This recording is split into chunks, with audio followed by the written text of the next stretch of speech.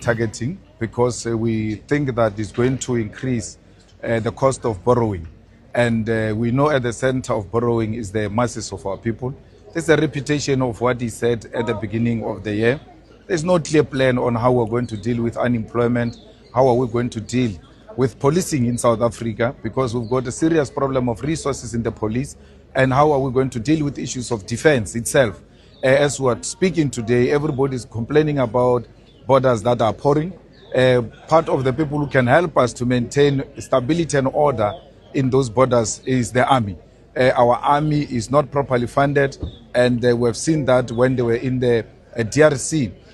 This is basically making sure that they outsource that which government is supposed to do. They are making sure that the private sector is at the right position to compete with services that should be provided by the state, in that you are undermining the state capacity to deal massively with infrastructural development. There's no clear plan on how to increase health and how to deal with issues of unemployment and also the deteriorating infrastructure in South Africa. If it wasn't for inflation targeting, what would you have preferred? No, we must sustain what we agreed on earlier.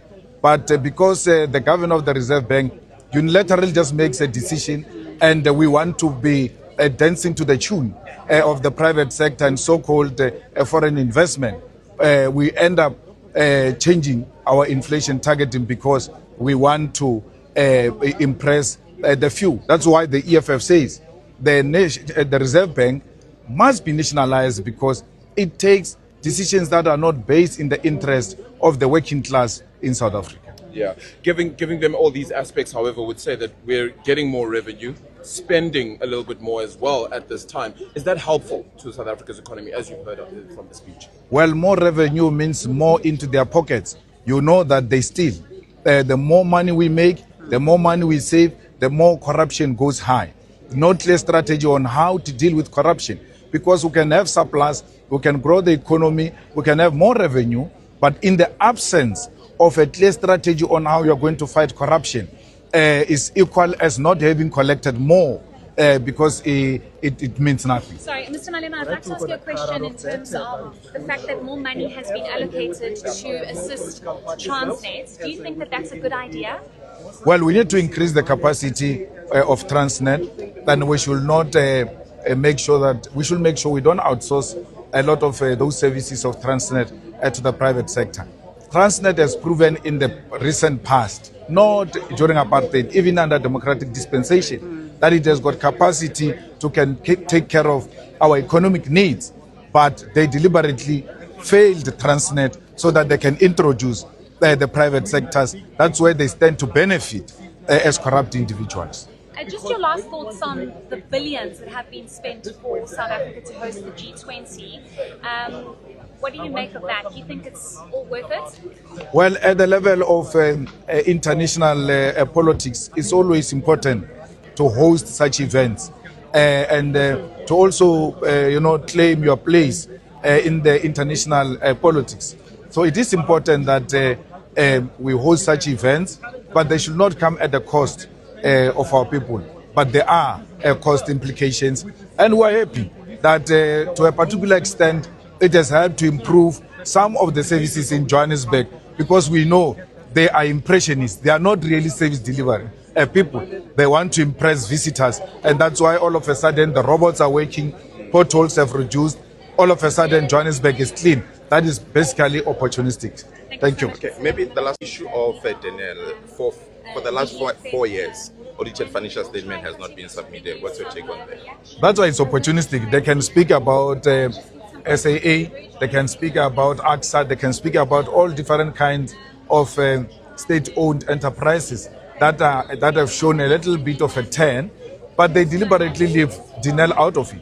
Because if it's the honest reflection on how you're performing, you should be able to show where you are making inroads and then accept where you are not making inroads. And Denel is such an institution that has been failed by this government. I've been thinking along the same lines when they were saying this one is making progress, this one, and they say nothing about Denel, which is a strategic asset that we have as a country. So that's one of the signs that this government has got no plan to turn around the state-owned enterprises and to grow our economy and make sure that companies like Denel continue to play their strategic roles. Maybe the last one, the issue of RAF, the liabilities there are persistent, are increasing, and the revenue is actually less than the expenses. What's your take on that? Because they're going into 400 billion. Well, we need to stabilize RAF. I think there was someone who took a deliberate decision to cause instability at RAF. The CEO was doing a very good job in trying to make sure that the money end up with the end user and doesn't disappear in between.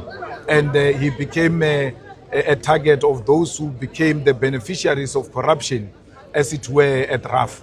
And that's why we got that situation we have. But I've seen that Parliament is seized with that matter, and I hope that Parliament intervention will help to restore stability at RAF, and will continue to, assist the victims, because it's more about victims more than anything else. Okay, thank you. Mr. Malema, can I ask you something completely different? Just Sure. on G20 and President Donald Trump's utterances and our government's non-response to that. What's the EFF's take on that? Well, Donald Trump he knows what he's doing. America has got the best intelligence in the world. He knows there's no genocide in South Africa. He knows that a tiny minority few that continues to peddle lies about us are actually the ones who are causing unnecessary panic, both here at home and in the international market, which is not in the interest of South Africans, particularly those who are involved in business, and more in particular at the agricultural level, because it is the agricultural sector that stands to benefit from those opportunities. And when you close them out, you're closing Afrikaners out, yet you claim to represent the Afrikaners. That's why the Afrikaners had to rise on their own and say this is a complete lie. There's a bit of crime in South Africa. We assist with that matter, but to say there is a genocide is a completely misplaced. Donald Trump doesn't know politics and doesn't know the world itself, and he survives through those who are hero worshipping him, the fanatics who are like him, do not know the implications of what they're talking about, and as a result take extremely wrong decisions. The G20 is going to continue without America, and will hand it over to America. It will be successful with or without him, and that will demonstrate to him that he's not alpha and omega in the world. As a parting shot, what do you think our government should be doing about it? I mean, the response has been very lackadaisy to a certain degree. Well, we are in a very difficult situation now, especially with the G20 coming, and we are hosting it. So your government ought to be very careful on how we go about it, try to trade and do the counter offers and all of that. Once the G20 is done, we must come back to this racist. They need to be charged with serious charges of engaging in activities that undermined the sovereignty of the South African state. South Africa as a state must never be compromised by racist interest of a tiny minority, which we must deal with decisively. We are now going to have visitors. Even when we are fighting at home, when there are visitors, we behave differently.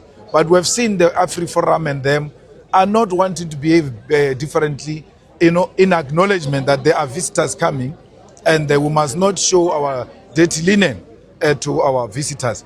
But once the visitors are gone, we must go back and deal with this racist and put them at their own place. These are terrorists, and they need to be dealt with as such. They are terrorists. They want to harm this country. They want to destabilize the economy of this country, and we need to decisively deal with them as a state. Thank you. Thank you. Okay. Thank you so much.